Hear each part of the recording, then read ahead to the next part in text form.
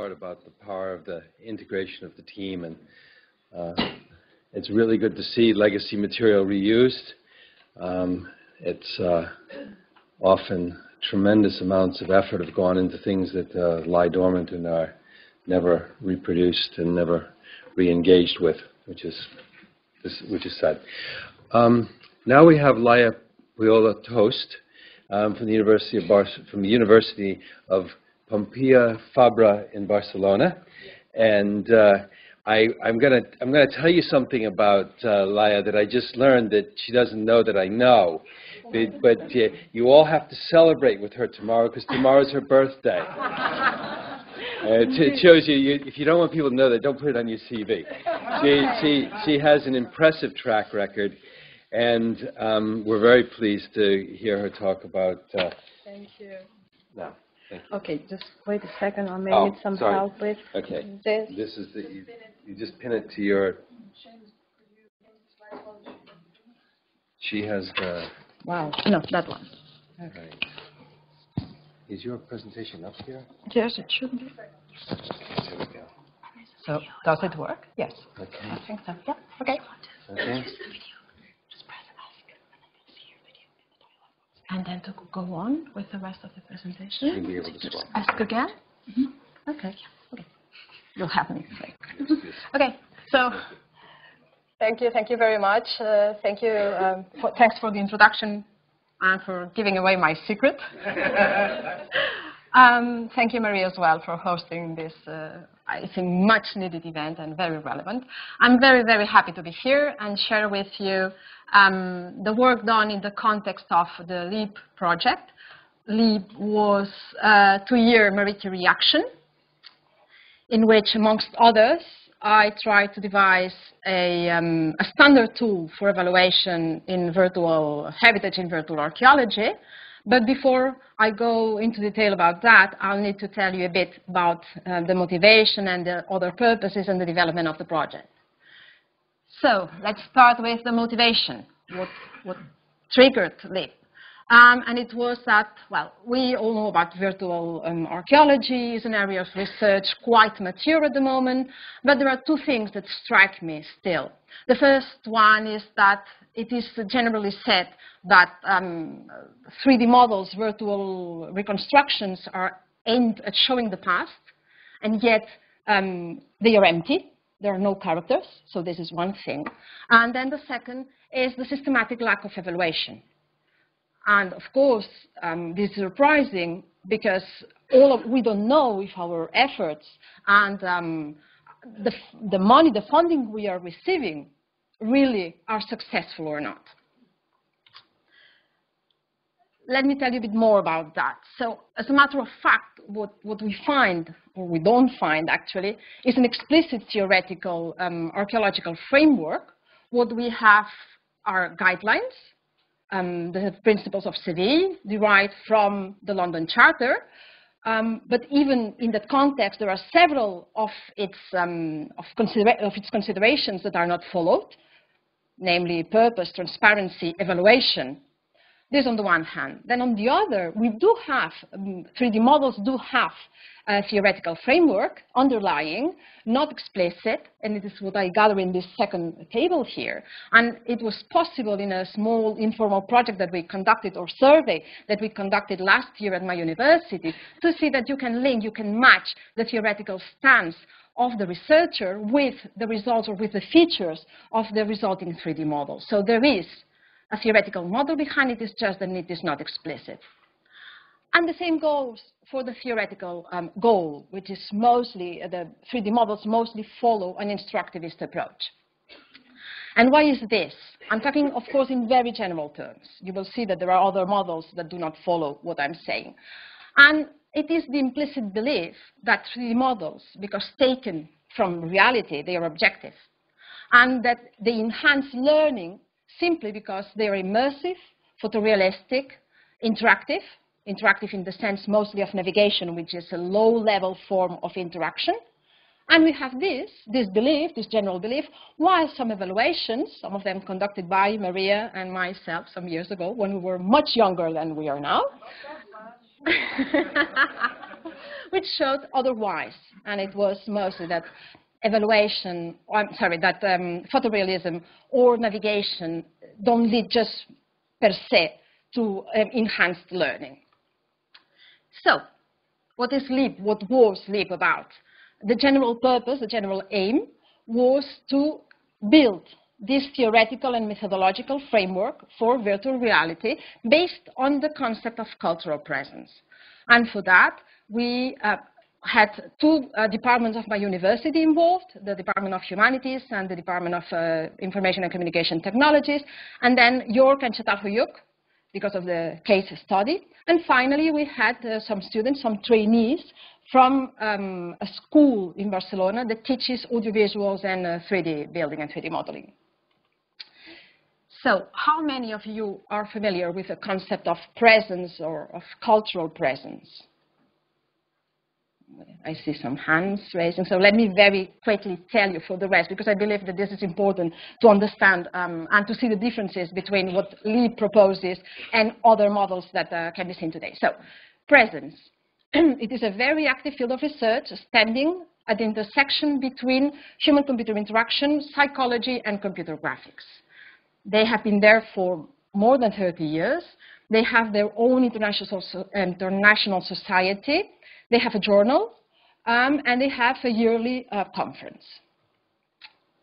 More about presence. What is it about? Presence is about understanding factors, the factors that will make feel someone that is present in a virtual environment.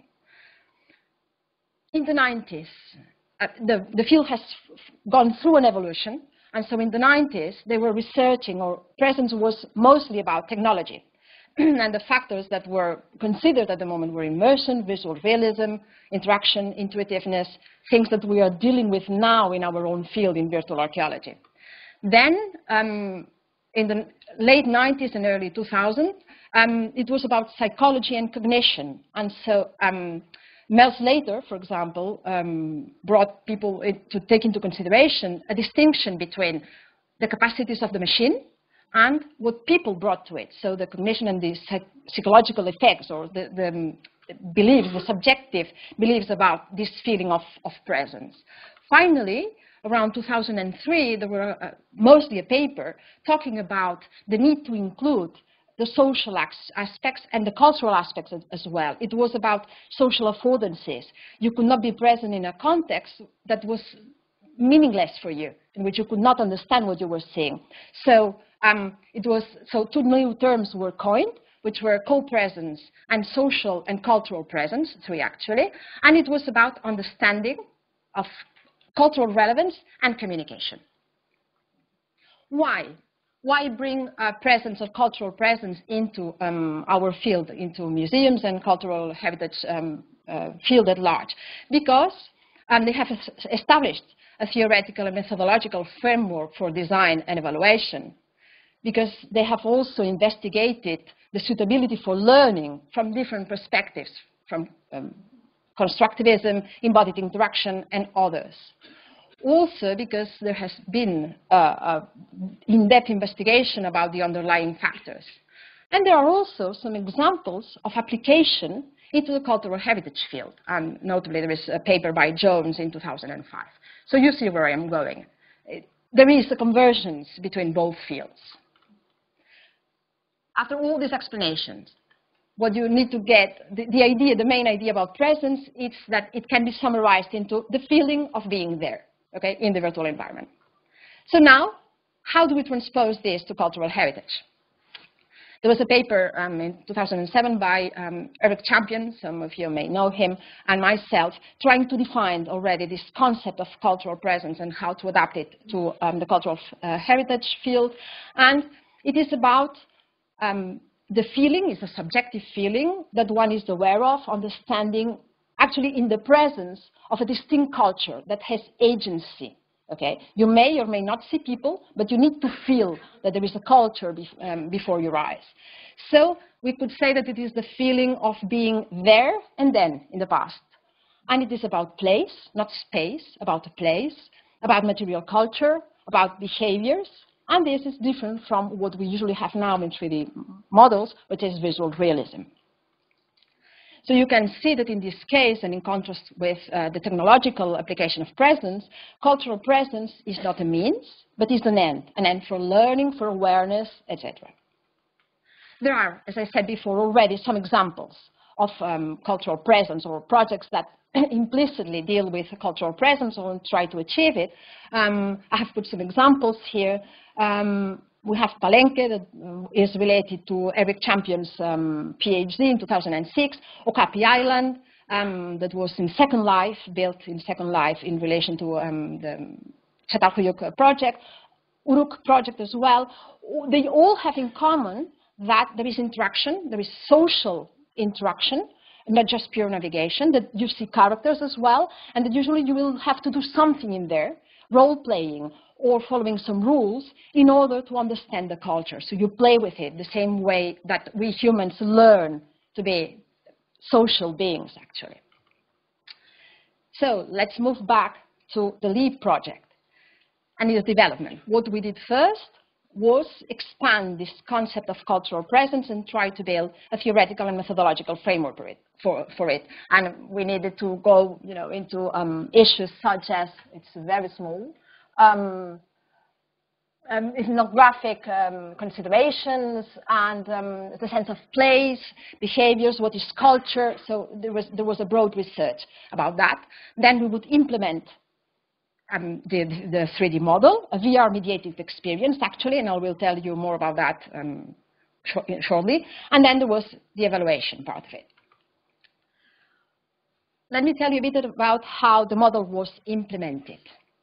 Because, indeed, we wanted to have a different approach from other models, in which mostly what you have is a reproduction. You take plans, you take excavation, diaries, and you build a 3D spatial model of the site.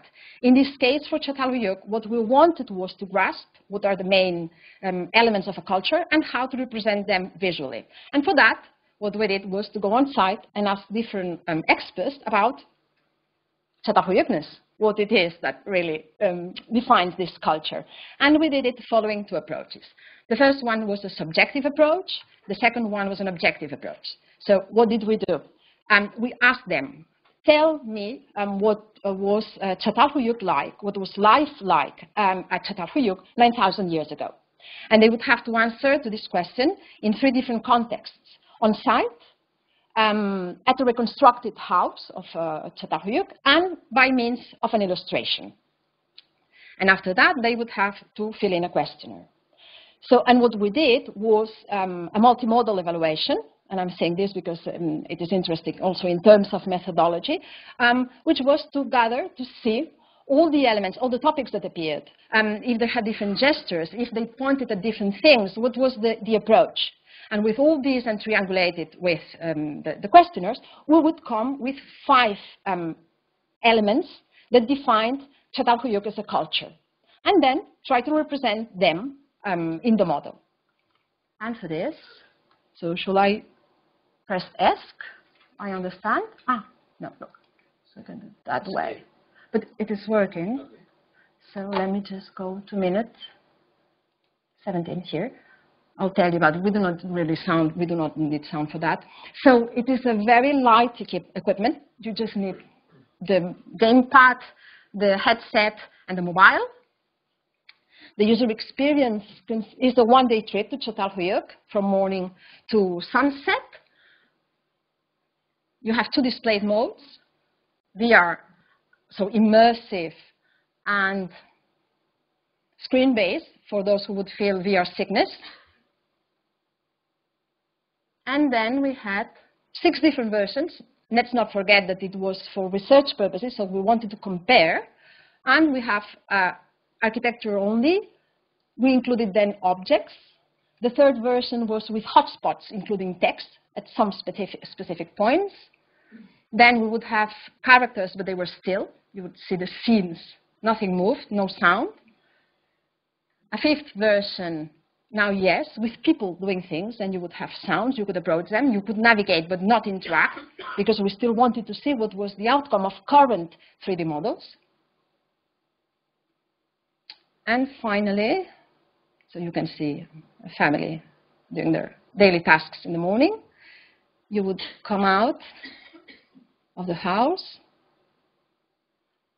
and it's not very steady, but well, we do need sound for that, but it's okay because it is in Spanish. You have narration. And the narration is exactly the same, or more or less the same text, the same information that you would have. Let me stop this. That you would have with a hotspot version, but in this case, it was more emotional. There was some storytelling introduced. So you see that what we wanted was to cover the different possibilities and evaluate what was the outcome of these different versions. So, goals of the evaluation. There were mainly two. First, to try to see if cultural presence was a sound concept, if it existed, if it had entity, and which were the factors underlying it. Then to see if there was a correlation between cultural presence and learning. Actually, this is a hypothesis that has been postulated by other researchers before me, and the main idea is that the higher the presence, the higher the learning. Which means that actually presence would be a good predictor for the learning potential of a virtual learning environment, but also it would help design suitable environments by modifying its different factors. About the evaluation, the methodology. I built 3 forms, a pre-experience form with questions related to demography and the different elements that you can see here. An observation form with for multimodal analysis, again, with different factors that were considered indicators of presence, for example, the nonverbal social behaviors or the changes in postures, etc. And then the post-experience questionnaire, this is the most important part of it, which was a new questionnaire built and pilot tested after an exhaustive review of presence assessment tools. In the presence field, they mostly work with questionnaires that are standard tools. So what I tried to do was do an overview of what had been done, and from that take what was interesting for cultural heritage and expand it. And for this, the questionnaire had different subscales corresponding to the different factors that you can see here. All the things that could influence the feeling of cultural presence. Then, about the evaluation itself. It had followed between subjects experimental design. The location was mobile because actually participants were cut from their environments, so I could go wherever they were to facilitate having a good number of participants. We had students because we wanted it to be to have the right number for statistical treatment, but we wanted also to have this more qualitative aspect of it. So we had students, we had experts in different fields, and for, let's call it general audiences, we mobilized a whole village in the north of Catalonia, because it would provide indeed a good sample of general audiences with people who had access to technology and others who hadn't, from 12 to 80 years old, etc. And so what they did was to explore Çatalhöyük 3D, the VR-mediated experience, while they were being recorded, and then they filled the 2 questionnaires before and after the experience. To conclude, what we did was, of course, categorize all that and do a range of statistical analysis. The first exploratory factor analysis revealed that indeed cultural presence was a sound concept and was linked to mainly 3 factors: the plausibility of the virtual environment, the presence of distinctive cultural elements, the presence of human characters, and sound, and finally, all issues that are now considered central, that are perception and interaction. But this came third, in the 3rd factor. We also carried out correlation analysis and chi-squares that told us, remember the 2nd question was, is there a correlation between presence? The more I feel present, the more I learn. Well, it was not as linear as we expected. Actually, you need to compromise between visualization and mostly verbal information. And also a more emotional, a more empathic way of providing it. And finally, through ANOVAs, what we found out is that virtual reconstructions, contrary to what is the usual belief now, are not as universal as we may think. Actually, there are four user characteristics that influence them, that will determine the way that your environment is perceived and that culture is perceived. And they have to do with experience, with immersive virtual reality, with computer games, the expertise in related fields, and the willingness, which is the first one, the willingness to be there, to feel it, the capacity to suspend disbelief and really think that you are in the environment.